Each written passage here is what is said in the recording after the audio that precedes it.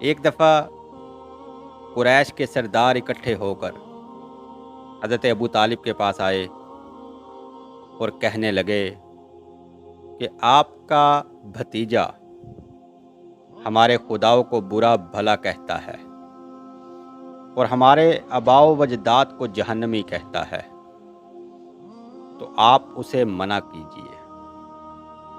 حضرت ابو طالب نے انہیں سمجھا کر بھیجا، لیکن اس کا انہیں کوئی فائدہ نہ ہوا۔ حضور اکرم صلی اللہ علیہ وآلہ وسلم دین حق کا کام کرتے رہے۔ وہ پھر اکٹھے ہو کر آئے اور آ کر کہنے لگے کہ اگر آپ اپنے بھتیجے کو منع نہیں کریں گے تو ہمارے پاس اس کا حل ہے۔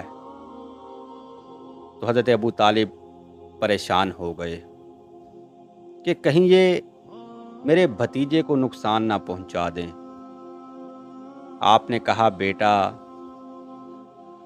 تم دعوت حق کا کام جاری رکھو، لیکن ان کے بتوں کو برا بھلا مت کہو، کہیں وہ تمہیں نقصان نہ پہنچا دیں۔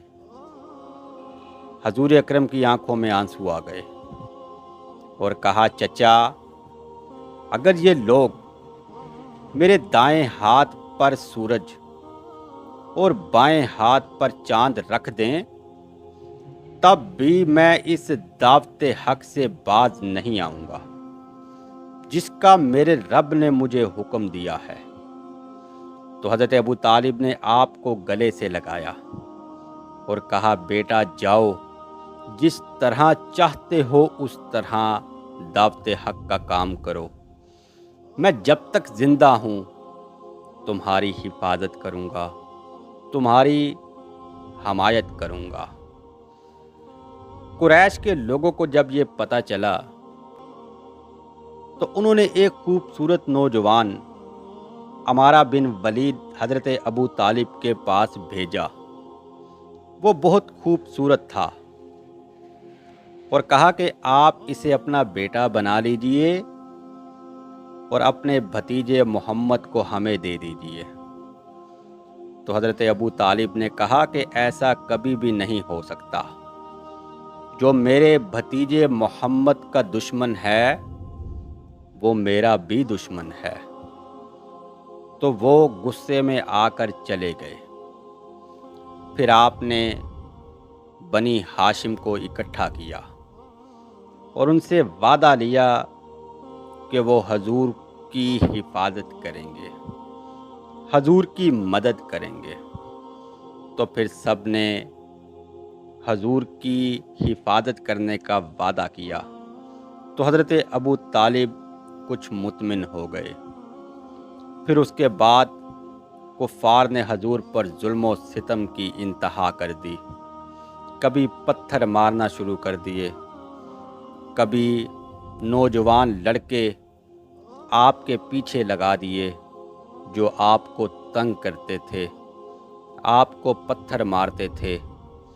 کبھی کوڑا اکٹھا کر کے آپ کے گھر والے راستے پر پھینک دیتے، کبھی آپ کے گلے میں کپڑا ڈال کر اتنی زور سے باندھتے کہ آپ کی سانس پھولنے لگ جاتی، کبھی نماز کی حالت میں آپ کے اوپر اونٹ کی اوجڑی ڈال دیتے کہ کسی طرح یہ دین کا کام چھوڑ دیں۔ لیکن حضور نے ان کے ظلم و ستم کی پرواہ نہ کی اور اللہ تعالیٰ کے بتائے ہوئے راستے پر چلتے رہے اور ہدایت کرتے رہے، اور کبھی بھی کسی کو بد دعا نہیں دی۔ بلکہ ایک مرتبہ طائف والوں نے جب آپ پر ظلم کیا تو آپ کے پاؤں سے لہو جاری ہو گیا۔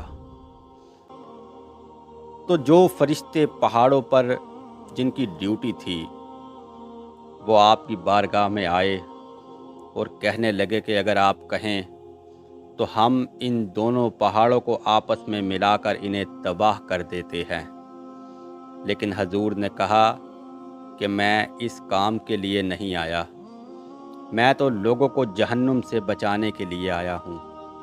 اور کہا کاش کہ ان کی آنے والی نسلوں میں ایسے لوگ پیدا ہوں جو اللہ کے دین پر چل پڑیں، جو اللہ کی وحدانیت کو ماننے لگ جائیں اور جو مسلمان ہو جائیں۔ فما علینا الا البلاغ المبین۔